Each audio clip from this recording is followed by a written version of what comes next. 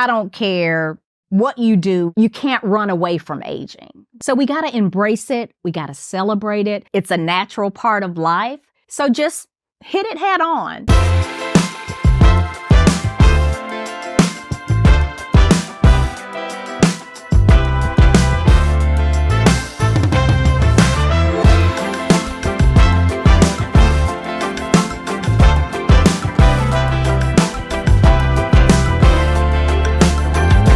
Hi guys, Stella Ringer here, your Chief of Aging Fabulous. And can you believe we're already on season 2 of our podcast, Zeal, Aging Redefined, the podcast, where we continue to inspire women to age with boldness, confidence, and kick-ass positivity.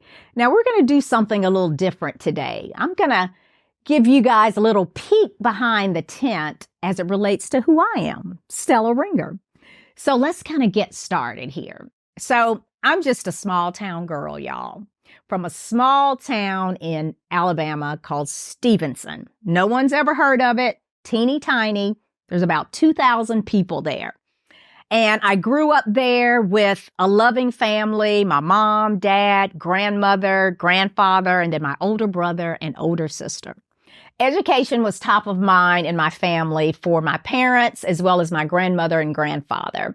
And my grandmother is one of the most admired people in my life.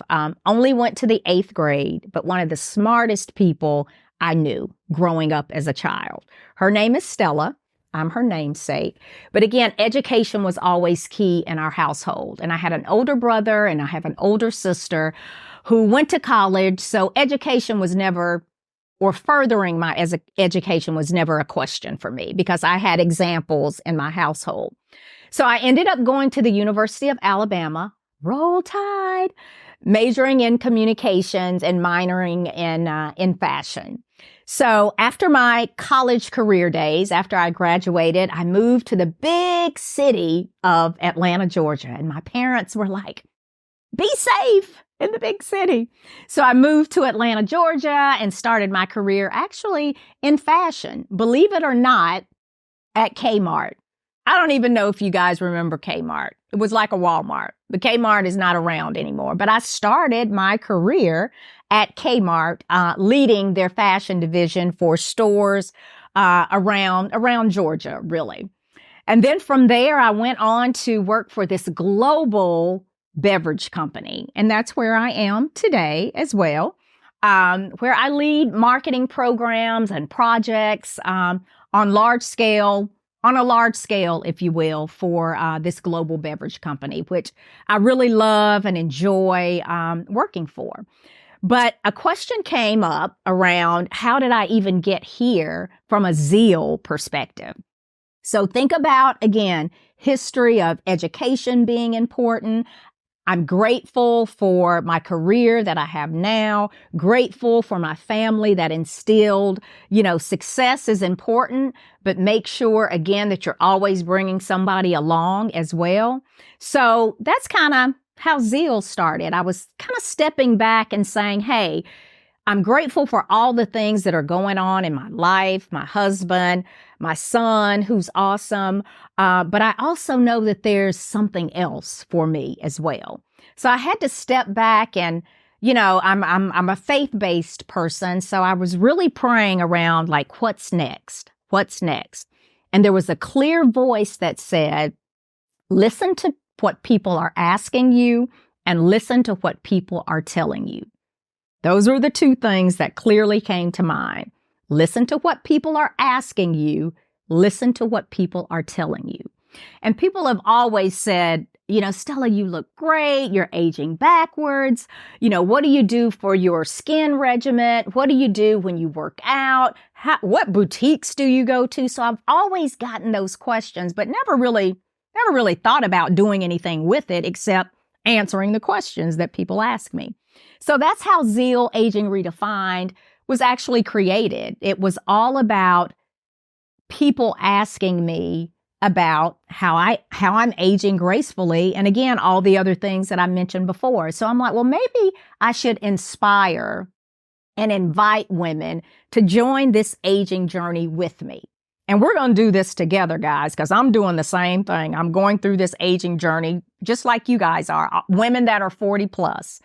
So what I wanted to do with Zeal and what I'm doing with Zeal is making sure that I'm educating and that I'm informing you guys and that I'm giving you tips and tools, not as the expert, kind of as the expert, but I have industry experts as well that join me on this podcast to give you tips and tools around mind, body, beauty, and fashion as we age. So that's how I got here. So I'm hoping and praying that you guys will always continue to join me each week. I always want to make sure that I'm giving you what you want and mainly what you need as well as we go through this aging journey together. But we're going to have a good time. So that's how Zeal Aging Redefined, how it all started. But let me kind of get back to a little more information about me as well. Now, one of the things that most of you guys know about me is my love for fashion. Now, the reason I love fashion so much goes back to my grandmother, actually, my mother and sister. But let's start with my grandmother. So my grandmother worked in a clothing store in my teeny tiny town of Stevenson that I told you guys about.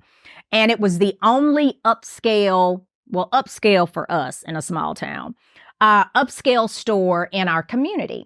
So my grandmother actually worked in this store and she steamed the clothes, all the clothes that were coming in from the truck.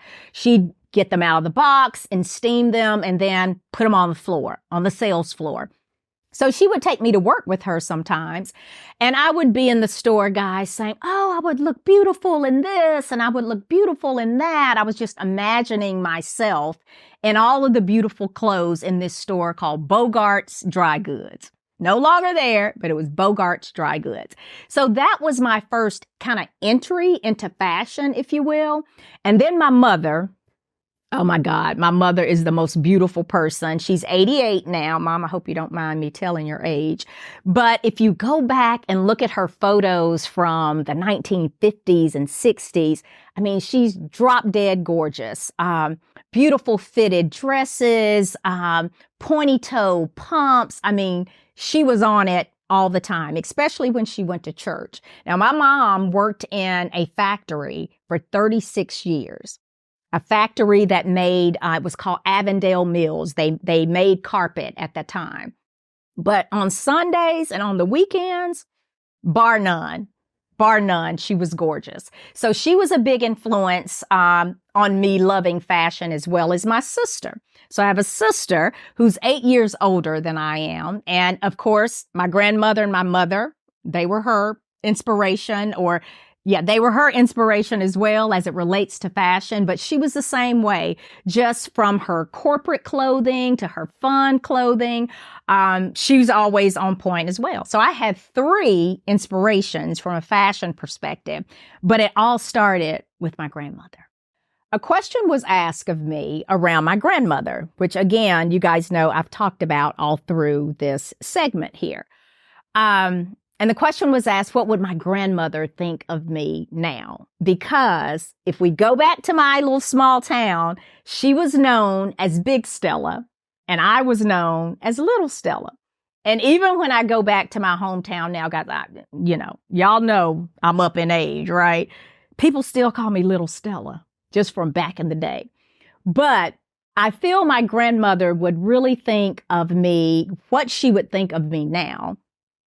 I don't think she would be surprised. I think it would be more grateful and being thankful that the things that she taught me, as well as my mother and my sister, that I took those things to heart during my career journey, during my mom journey, during my wife journey, based on all of the things that I saw in my grandmother.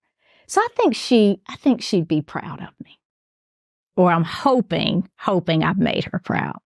My philosophy on aging is embracing and celebrating a natural part of life. I think what we all have to understand is that I don't care what you do from a physical standpoint, a mental standpoint, even a fashion standpoint. you can't run away from aging, right? You can't use those things as cover-ups, I should say. Those things should enhance your aging journey, and you should be intentional and focused on making sure that your mental health is on point, whether that's just calling a friend if things aren't going as well, or if you feel you need additional help from a professional standpoint, a therapist, do that as well. This aging journey, the physical piece should enhance your aging journey. Physical movement is so important, guys. I can't stress it enough. Now, everybody may not be a gym rat. I'm a gym rat. I actually enjoy going to the gym. It's a release for me. But if that's not for you, that's cool. Run, swim, hike, walk up and down the steps. If you've got steps in your home, walk up and down the steps multiple times. The important thing is around physical movement. And then the fashion piece now, you just got to go with what's comfortable for you, right? I always make sure before I leave the house, we all look in the mirror, right? But when I look in the mirror, I feel proud and I feel confident. So I know when I walk out the door, I'll continue feeling that way. So you got to just find from a fashion perspective, what makes you comfortable and what you feel good in. Okay. So the aging journey is all about the things that I just mentioned should enhance that journey. It can't cover it up. Right? So we got to embrace it. We got to celebrate it. You can't run from it. It's a natural part of life. So just hit it head on. You know I've talked to several women that have said, like, this aging journey, Stella, I'm not embracing it too much. Or, I'm having some issues and problems with this aging thing. You know what? At least you recognize it if you are. And if you are, step back, talk to someone, talk to your friends, talk to me. I can tell you what I've done from my journey, but everybody's aging journey, just like life, is their very own. I can share, again, tips, tools, things that have worked for me, and I hope they would work for you. But if they don't, that's okay. You got to find what's good for you. So my philosophy on aging is celebrate it, embrace it, and let's just have fun doing it. Can't run away from it. So someone asked me another question. Am I ever comfortable telling my age? I am 59. I just turned 59 in January. And, society may tell us, don't tell people your age. Don't ask women their age. Again, you got to do what's comfortable for you. For me, I want to shout it from the rooftops because I'm proud. It beats the alternative, guys, right? So as it relates to telling my age, if you ask me, I'm going to tell you. Sometimes you may not ask me, and I'll still tell you because I'm grateful and I'm thankful to be the age that I am, and I feel good.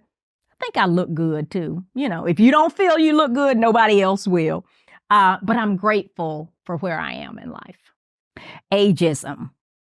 It's a question that's out there, and it's a conversation that a lot of us may not be having, right? But it's real, right? Ageism, I feel, is real. And as you think about corporate, as you think about even just your career journey as you age, sometimes society will say or portray that we don't add value anymore as we age, that they may be looking for a younger person to do this particular role, etc. I believe it is real in corporate America, but I feel that some corporations do get that the value that you bring from the experiences that you've had throughout your career, the wisdom, the knowledge, the maturity that you have, they value that. Some companies, I would say that my company values that, and I'm grateful for that. But I do believe ageism is real. I believe it's a conversation that we need to have, just like Zeal, Aging Redefined. The aging piece is a conversation that we need to have. The conversation around, I think society feels as women, and this is my own personal opinion, as women age, we're almost devalued. As men age, they're more powerful. They're more distinguished. Again, that's my personal opinion, but it's something that we need to talk about. Because again, I always say maturity brings strength, wisdom, and superpowers. And I truly, truly believe that. So the ageism piece, again, is something we all need to talk about. But at the end of the day, I think we need to show, whether you're a man or a woman, as you mature, that you still add value. And here are all the things that I bring to the table based on my maturity. So retirement is going to be on the horizon at some point for me. I've been at my company for 27 plus years. I am grateful for all of the things I've learned and all of the things that I've been able to give back to my company as well. And I don't know when I'm going to retire, guys, but I think as we mature, you start to think about that even more. Like, what's that next thing? As I mentioned to you guys earlier, what's next for me? So a question was asked on how do I keep going, or why do I keep going? When I decide to retire, I'm not going to just sit back and do nothing. That's just not my personality. Now, if you decide you want to do that when you retire, sit back. But for me, I keep going because I enjoy new things. Again, that's why I started Zeal, Aging Redefined, even though I have not retired at this point. I just know it's something that I'll continue to do, to grow and to build it as well. So I keep going because I always love new adventures. I always love doing new things. I just came back from vacation a few weeks ago. First time I ever zip lined. I had a ball, and I always wanted to zip line, but everybody's different, right? Some people were like, girl, are you sure you want to do this? Absolutely, because it was something I'd never done before and that I always wanted to do. So I encourage you, whatever that is. For me, as I going through this aging journey, I want to do everything I always wanted to do, because you just never know. You never know.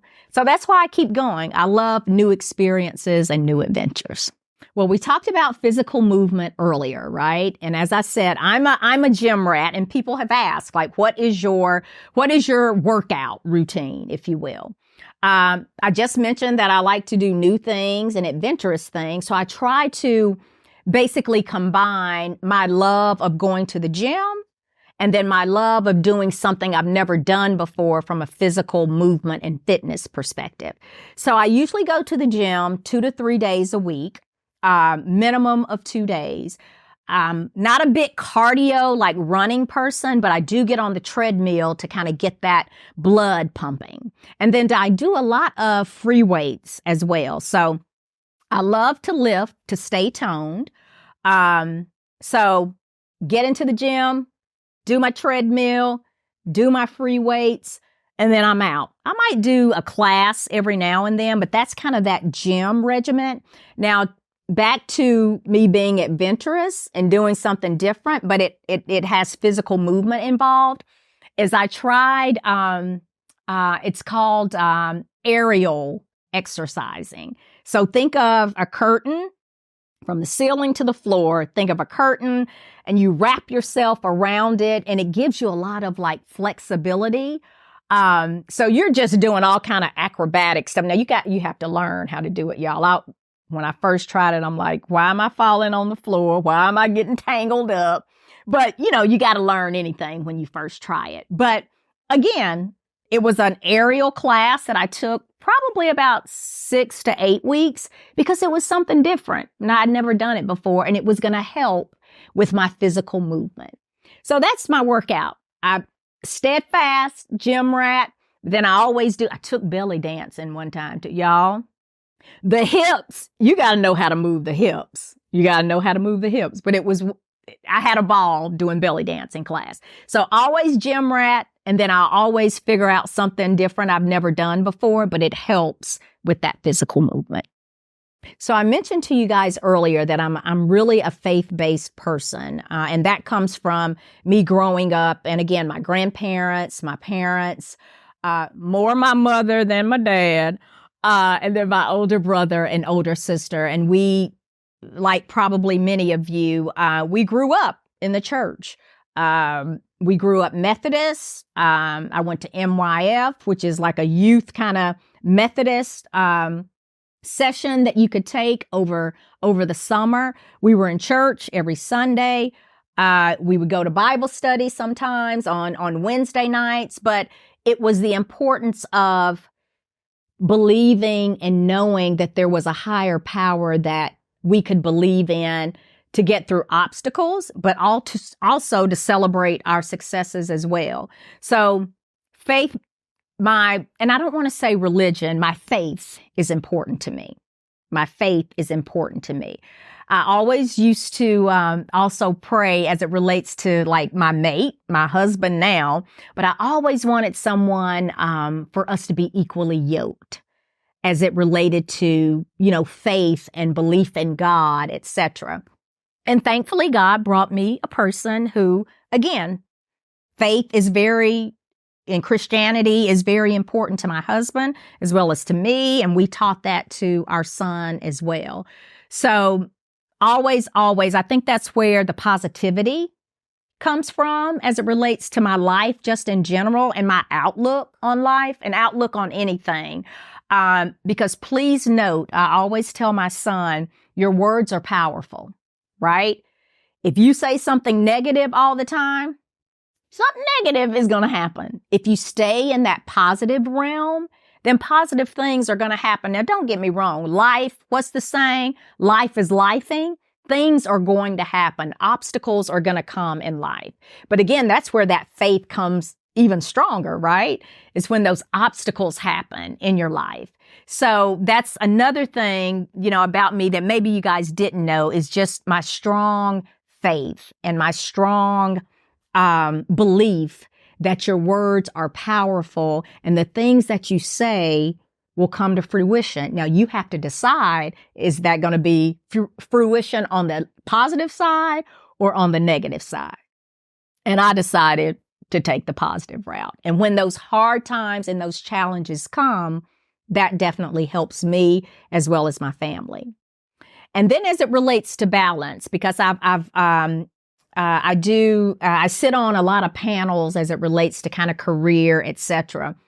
And I always get the question of how do you balance being a mom and career and wife and, being on some of the community boards that you're on, because I really love giving back to the community as well. And at the end of the day, for me, it's about balance equals making sure that you leverage the networks that you have. And then it's also okay to say no to things. And when I say network, again, older brother, older sister that live here in Atlanta, and we all help each other, especially when our kids are adults now. But when they were growing up, hey, they may be with my sister one weekend, so my brother and I could do something really fun. Then I would have them maybe a weekend, so my brother and sister could do something fun. So it's all about leveraging and using those networks. And don't be afraid to ask for help. I'm like, I would call my sister in a minute if I needed something. Like, oh, Lord, you got to come get Peyton. You got to come get him. So use and leverage those networks. And like I said, it's okay to say no. And I had to learn that, guys. I will say I had to learn how to say no and that it's okay to say no. So be very intentional. And I think, again, aging journey has helped me be intentional on when to say no and that it's okay to say no. So that's how I keep my balance. Speaking of balance, what we just talked about, I shared with you guys kind of, my routine, if you will, to ensure that there's balance in my life. And the last thing I'd really like to leave with you guys, and it relates to kind of balance and kind of overall as we think about where I grew up, how I grew up, my college career, my work career, becoming a wife. It's a lot, isn't it? Becoming a wife, becoming a mother, and starting Zeal, Aging Redefined. I really, really want to thank, I would say, my family for all the support throughout those different milestones in life, because without them, I would not be sitting here. And a special kudos to my husband, Al Ringer, we've been married In September, it'll be 30 years, guys. Can you believe that? It doesn't even seem like 30 years, which is a good thing.